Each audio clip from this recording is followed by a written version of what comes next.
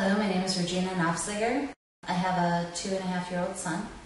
Soon after having him, we wanted to have a second baby right away because I'm hitting the 40-ish age. We tried for a few months, actually several months, nothing happened. So I changed my diet drastically. I got rid of gluten foods, a lot of allergens, and so forth to see if my body could heal itself. Several months went by, still nothing happened, so I decided to contact an infertility specialist. They did the baseline tests, and they discovered that I am hyperthyroid, way off the charts hyperthyroid. So they started to treat me aggressively for that, and then I would have to go in every few weeks to get my blood checked to see if the thyroid was more under control. So that took a long time, and it was being stubborn. Some of the numbers were more in line, and other ones were still out of line. And it was a few months. I was also coming to Dr. Nofziger for treatment, and he was starting to talk about the hormone therapy. So I asked him about that, and he said, well, it might be a good fit, because usually if your thyroid is out, that means your adrenals may be out, and so forth. So we ran the appropriate tests, and then I sat down and went over the results, and then I decided to try the hormonal treatment.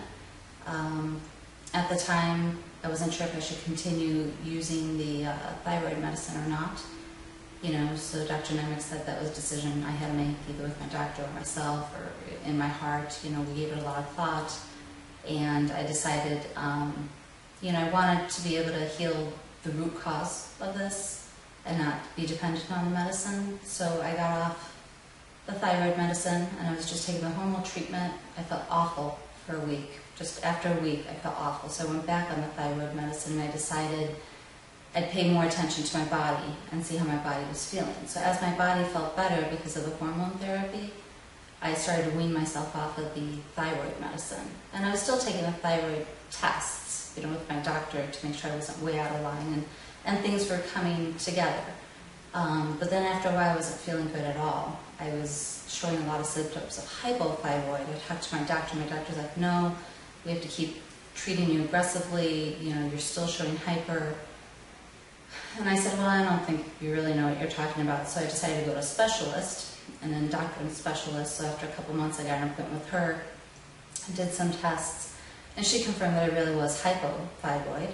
I told her everything I was doing with Dr. Nofziger, my whole history, and she said that she wanted me to get off the thyroid medicine, wait about 6 weeks, and see what happens, just kind of clear my body of the medicines.